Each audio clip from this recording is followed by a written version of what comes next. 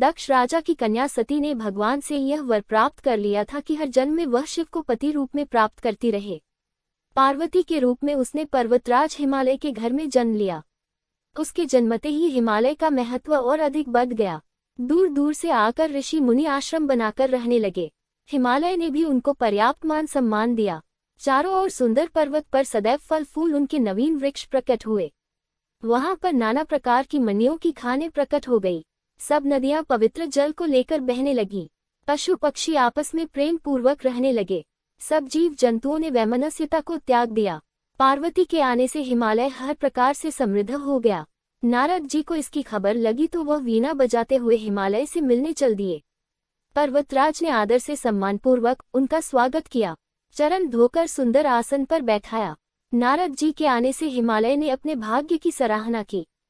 पार्वती के विषय में पूछा।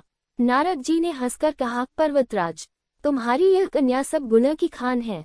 ये स्वभाव से ही सुंदर, सुशील और चतुर है। उमा, अंबिका तथा भवानी इनके नाम हैं। ये कन्या समस्त सुलक्षणों से संपन्न है। यह अपने स्वामी को सदैव प्यारी होगी। इसका सुहाग अचल रहेगा तथा इसके माता पिता यश पाएंगे। आपकी यह कन्या सारे संसार में पूज्य होगी। इसकी सेवा करने वालों के लिए कुछ भी दुर्लभ नहीं होगा। इसका नाम स्मरण करके स्त्रियां संसार में पतिव्रत रूपी तलवार की धार पर चढ़ जाएंगी। तुम्हारी इस सुशील कन्या का विवाह शिव जी से होगा। शिव जी को प्राप्त करने के लिए इसे तपस्या करनी पड़ेगी। तपस्या कुछ कठिन जरूर है, पर इससे डरने की आवश्यकता नहीं। भगवान शिव तपस्या से शीघ्र ही प्रसन्न हो जाते हैं। ये कहकर नारद जी सबको आशीर्वाद देकर वहां से चले गए। पर्वतराज को एकांत में पाकर उनकी पत्नी रानी मैना ने कहा, हे नाथ, मैं तो देवर्षि की बात समझ नहीं पाई। कन्या के योग्य घर, वर और कुल उत्तम हो तभी विवाह कीजिए, नहीं तो कन्या कुंवारी रखना ही ठीक है। उमा मुझे प्राण से भी अधिक प्यारी है। योग्य वर के हाथ कन्या को न देने पर सब लोग हमें मूर्ख बताएंगे। पर पार्वती जी ने अपने मन में निश्चय कर लिया था कि वह शिव को ही अपना पति बनाएंगी। माता पिता की आज्ञा पाकर पार्वती वन में जाकर तपस्या करने लगी। पार्वती का शरीर कठोर नहीं था। कोमल शरीर लेकर उसने तपस्या आरंभ कर दी। आरंभ में वह फूल फल खाकर दिन व्यतीत करती रही।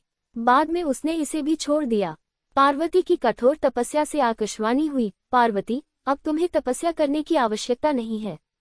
तुम्हारा मनोरथ सिद्ध हुआ। तुम्हें भगवान शिव वर के रूप में अवश्य मिलेंगे। इतने में सप्त ऋषियों ने पार्वती की परीक्षा लेनी चाहिए। वे पार्वती के पास आए। ऋषिगण ने पार्वती जी के पास आकर पूछा, पार्वती, तुम ये कठोर तपस्या किस हेतु कर रही हो? किसकी आराधना कर रही हो और क्या चाहती हो? हमसे स्पष्ट कहो। ऋषिगण की बात सुनकर पार्वती ने लज्जाते हुए कहा, मुनिव, मैंने शिव को अपना पति बनाने के लिए ये तपस्या की। देवर्षि नारद जी के कहने पर मैंने ये तपस्या की। पार्वती की बात सुनकर ऋषिगण हंस पड़े। उन्होंने कहा, पर्वत की बेटी होने के कारण तुम्हारा नाम पार्वती है। तुम्हारा विचार दृढ़ होना चाहिए। नारद जी का उपदेश सुनकर किसका भला हुआ है? नारद जी ने दक्ष पुत्रों को जाकर उपदेश दिया। चित्रकेतु का घर उन्होंने बिगाड़ा। हिरण्यकशिपु का भी ऐसा ही हाल किया।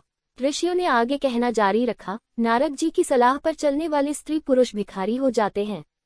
मन के वह बड़े कपटी हैं। शरीर उनका अवश्य साफ है। वह अपने ही समान सबको बनाना चाहते हैं। तुम बहुत भोली लड़की हो जो उनकी बातों में विश्वास करके ऐसे पति की कामना करने लगी जो उदासीन, गुणहीन, निर्लज, घरहीन, बुरे वेश वाला, मुंडमालधारी, कुलहीन, नंगा और सांपों को धारण करने वाला है। ऐसा वर तुम्हें कौन सा सुख देगा? ठग ने तुम्हें अच्छी तरह भ्रमित कर दिया है। सती की कहानी नहीं जानती। उसने भी शिव से विवाह किया। शिव ने उसे यज्ञ में मरवा डाला। शिव जी अब निश्चिंत हैं। उन्हें किसी बात की चिंता नहीं। भीख मांग कर खाते हैं। शमशान घाट में भभूति लगाए घूमते रहते हैं। ऐसे फक्कड़ बाबा के घर में कोई स्त्री कैसे सुख से रह सकती है? अपना भला चाहो तो उन्हें वर के रूप में प्राप्त करने का विचार त्याग दो। हम तुम्हारा विवाह वैकुंठ में रहने वाले श्रीपति भगवान विष्णु से कर देंगे। ऋषियों से इतना सब सुनने के बाद पार्वती जरा भी विचलित न हुई। बोली, आप लोगों ने जो कहा सब सत्य है, पर मेरी प्रतिज्ञा भी अटल है। मैं शिव जी के अतिरिक्त किसी दूसरे को अपना पति नहीं बनाऊंगी। पार्वती के अटल निश्चय के सामने ऋषिगण हार गए। वे पार्वती के मन को डिगा न सके। अंत में उन्होंने कहा, जगत माता भवानी, आपकी जय हो। ये कहकर ऋषिगण वहां से चले गए और पार्वती पिता के साथ अपने घर आ गई। उन्हीं दिनों की बात है। तारक नाम का एक महाबली दैत्य था। उसने सारे देवताओं को परास्त करके उनकी संपत्ति हड़प ली थी। देवगण उससे युद्ध करने का साहस नहीं जुटा पा रहे थे। सब देवता दुखी मन से ब्रह्मा जी के पास पहुंचे। उन्होंने ब्रह्मा जी को व्यथा सुनाई। ब्रह्मा जी ने कहा, राक्षस का अंत शिव जी के पुत्र द्वारा ही संभव हो सकेगा, अतः शिव जी का पुत्र होना जरूरी है। पर इन सबके पहले कामदेव को शिव जी के पास भेजना जरूरी है। बिना कामदेव के जाए शिव जी का गृहस्थ धर्म में प्रवेश करना असंभव है। देवताओं ने कामदेव से विनती की।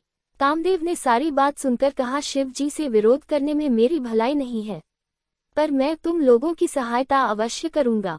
जहां शिव जी ध्यान मग्न बैठे थे, वहां कामदेव ने जाकर अपना चमत्कार दिखाना आरंभ किया। देव, दैत्य, मनुष्य, पशु पक्षी सब काम के वशीभूत होने लगे। पेड़ पौधे भी इसके प्रभाव से युक्त हुए बिना नहीं रह सके। 2 घड़ी तक सारे ब्रह्मांड में कामदेव का चमत्कार फैल गया।